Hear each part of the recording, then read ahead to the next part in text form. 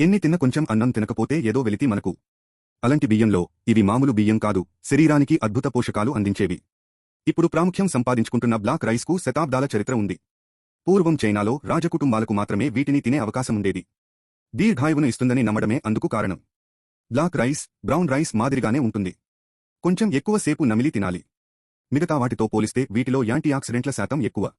దీనిలో ఉండే ఆంథోసైనిన్ హృదయ, మెదడు సంబంధ సమస్యలను దరికి చేరనీయదు. ఫైబర్ జీర్ణ సంబంధ సమస్యల నివారణకు సాయపడుతుంది.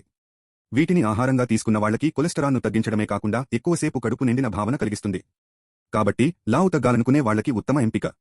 దీనిలో ఉండే ఫైటో న్యూట్రియంట్లు సహజ డీటాక్సిఫైర్గా పనిచేసి వ్యాధికారక ఫ్రీ రాడికల్స్న శరీరం నుంచి బయటకు పంపేస్తాయి. అధిక రక్తపోటు ఉన్నవాళ్లకి మంచి ప్రత్యామ్నాయమిది. ఇప్పుడు మన తెలుగు రాష్ట్రాలలో కూడా బీపీటీ రకాలు సాగు చేస్తున్నారు. ఈ ఎర్ర బియ్యాన్ని తమిళనాడులో మా పిళ్ళై సాంబ అని అంటారు. మా పిళ్ళై అంటే అల్లుడని అర్థం. పోషకాలు నిండుగా ఉండే ఈ బియ్యాన్ని అల్లుడి కోసం ప్రత్యేకంగా వండిపెడతారు. ఆంథోసైనిన్ అనే యాంటీఆక్సిడెంట్ కాంపౌండ్ పుష్కలంగా ఉండటం వల్లనే ఈ బియ్యం ఎరుపు రంగులో ఉంటుంది. పీచు, ఇనుము అధికంగా ఉండే ఈ బియ్యం రక్తపోటు, కొలెస్ట్రాల్ స్థాయిలను అదుపులో ఉంచుతుంది.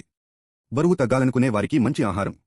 నిదానంగా జీర్ణమై త్వరగా కడుపు నిండిన భావన కలిగించడం వల్ల మళ్లీ ఆకలి వేయదు. అయితే ఖరీదు కాస్త ఎక్కువే.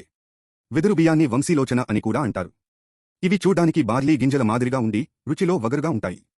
అసోమీలు ఆరోగ్యానికి మంచిదని ఈ బియ్యంతో జావ కాచుకుని తాగుతారు. దీనిలో కార్బోహైడ్రేట్లు, ప్రోటీన్లు పుష్కలంగా ఉంటాయి. కొవ్వు శాతం చాలా తక్కువ. అయితే ఈ బియ్యాన్ని మితంగానే తినాలి. రోజుకి 15 గ్రాముల కంటే ఎక్కువ తినకూడదు. ఈ బియ్యం నుంచి వచ్చిన గంజిని రోజూ తాగితే కీళ్ల నొప్పులు, నడుం నొప్పి తగ్గుతాయి. శరీరంలో వాపులు ఉంటే అవి అదుపులోకి వస్తాయి. మూత్రంలో వచ్చే మంట తగ్గుతుంది. జలుబు, దగ్గు ఎక్కువగా వేధిస్తుంటే వంశీలోచన చూర్ణాన్ని తేనెతో కలిపి పుచ్చుకుంటే నయమవుతుంది. మధుమేహం ఉన్నవారు కొద్ది మొత్తంలో తింటే రక్తంలో చక్కెర స్థాయిలు అదుపులో ఉంటాయి. బియ్యంతో పాటు వెదురు నుంచి తవక్షీరి అనే తెల్లని జిగురు లాంటి పదార్థం కూడా లభిస్తుంది. దీంతో అనేక రకాల ఔషధాలని తయారు చేస్తారు. ఇవే కాకుండా మన దేశంలో బియ్యంతో చేసిన వంటకాలు కూడా చాలా ప్రసిద్ధం.